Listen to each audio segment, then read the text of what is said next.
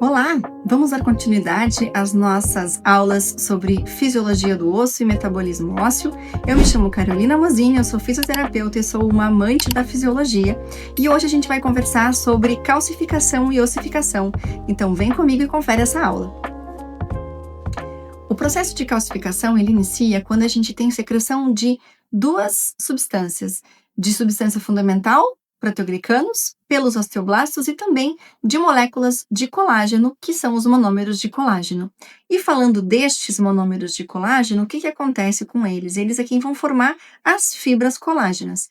Essas fibras colágenas é que vão auxiliar na formação do osteoide, que é essa partezinha mais amarelinha aqui, que fica adjacente aos osteoblastos. Esse osteoide é o local onde ocorre a precipitação dos sais de cálcio. E esses sais de cálcio precipitados neste osteoide formam, então, os cristais de hidroxiapatita. Então, este é o processo de calcificação de um osso. Mas calcificação e ossificação não são a mesma coisa, porque a ossificação é onde eu tenho esse número 2 aqui. Então, a gente percebe que são dois processos bem diferentes. Aqui é o número 1, onde está acontecendo o processo de calcificação. E no número 2, a gente já observa o processo de ossificação de um osso. E é sobre esse que a gente vai falar agora. O processo de ossificação pode acontecer de duas formas. Ou a partir de um tecido conjuntivo, que nesse caso é chamado de ossificação intramembranosa, como o próprio nome já diz, acontece dentro de membranas de tecido conjuntivo. E o segundo tipo é endocondral, que acontece sobre um molde de cartilagem hialina. Então, eu tenho dois tipos, um sobre um tecido conjuntivo e o outro sobre um molde de cartilagem. Mas, independente da forma como elas acontecerem, vai ter a formação de um osso. A intramembranosa, ela acontece nos ossos do crânio, na maxila e na mandíbula, e acontece por uma diferenciação dessas células do mesênquima em um blastema ósseo.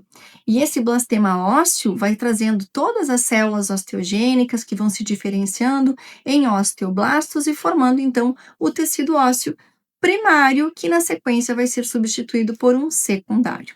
Já a endocondral acontece sobre uma cartilagem. E nessa cartilagem a gente vai ter uma apoptose dos condrócitos. A apoptose é a morte e os condrócitos são as células que formam o tecido cartilaginoso.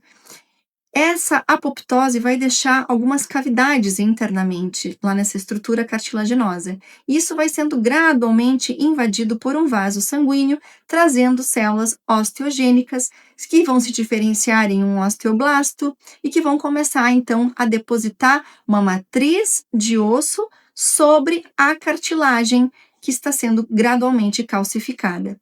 Isso ocorre nos nossos ossos curtos e nos nossos ossos longos, mas independente do tipo que for, inicialmente forma um tecido primário e, na sequência, um tecido secundário ou também chamado de lamelar. Nesta outra imagem aqui, a gente percebe, então, esse molde de cartilagem hialina, aonde a gente tem aqui a diáfise e a epífise do osso com esse molde de cartilagem.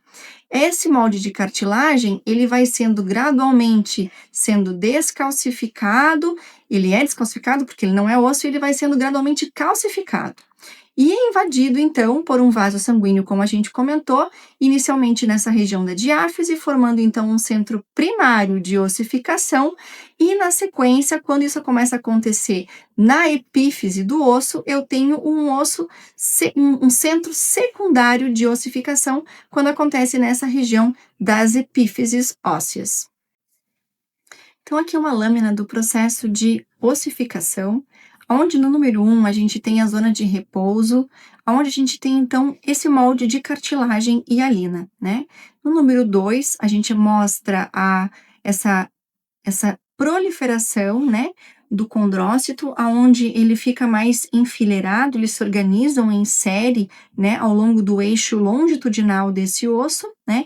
Então, esses condrócitos, eles se dividem e se organizam, essa zona é chamada de zona de proliferação. E aí vocês percebem que isso muda na sequência, né? Que esses condrócitos que ficam organizados dessa forma, eles começam a ficar mais hipertróficos. Então é nesse momento aqui onde tem a apoptose, portanto, desses condrócitos. E quando eu tenho apoptose, eu vou deixar as cavidades, e essas cavidades aqui vão ser invadidas por vasos sanguíneos para iniciar todo o processo. E aí, no número 4, a gente observa uma zona dessa cartilagem que já está começando a ficar mais calcificada. Isso não é ainda a calcificação que a gente comentou antes. Aqui é uma região da cartilagem que começa a ficar um pouquinho mais mineralizada para dar entrada, então, a esse tecido ósseo. E no número 5, aonde começa a ter, então, essa invasão pelos vasos sanguíneos, como a gente percebe aqui na imagem, e aí onde realmente vai trazer essas células osteoprogenitoras, trazendo osteoprogenitoras é que vai trazer os osteoblastos, que vão sintetizar o osteoide e que vai predispor, então, aquela calcificação, como a gente viu. Então, percebam, calcificação e ossificação, realmente, elas não são a mesma coisa, né? A calcificação é onde tem a formação dos cristais de troxioapatita, e a ossificação é onde eu vou ter o tecido para começar a formar esse tecido ósseo, trazendo as células osteoprogenitoras.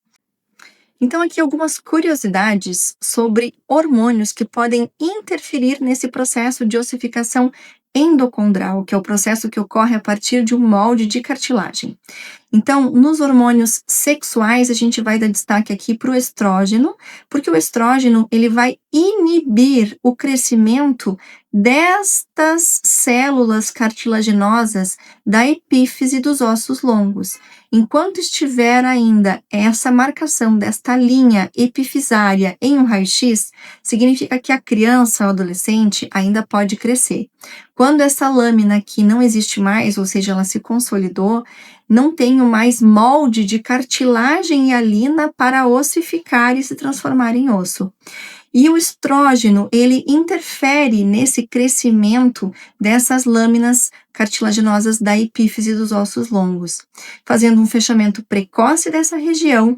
E quando é que a gente tem esse aumento desse estrógeno, né, nas adolescentes? Especialmente na puberdade, que vai aumentar muito a sua taxa plasmática, ou seja, quando as meninas vão menstruar.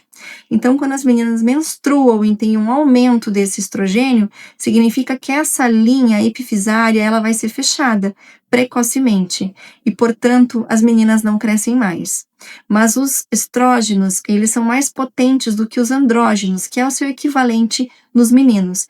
E como os estrógenos são mais potentes, naturalmente as mulheres finalizam mais cedo do que os meninos esse crescimento, e por isso que, em geral, as meninas têm estaturas menores do que os meninos.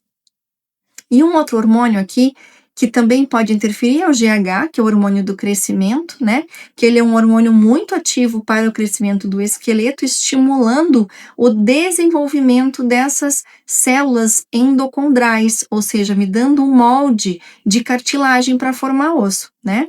Então, esse GH ele vai estimular esse crescimento, captando sulfato, que vai ser a base estrutural dessa matriz de cartilagem. Por isso que muitas vezes são utilizados, às vezes, hormônios de crescimento em processos de estímulo para que um adolescente, uma criança ainda possa crescer, porque vai fazer essa base de matriz de cartilagem, que é o que se precisa para ossificar e para formar osso. Espero que vocês tenham gostado dessa aula sobre calcificação e ossificação. Fica comigo que nas próximas a gente vai falar sobre outras funções do tecido ósseo e do metabolismo e como é que acontece toda essa função no organismo humano.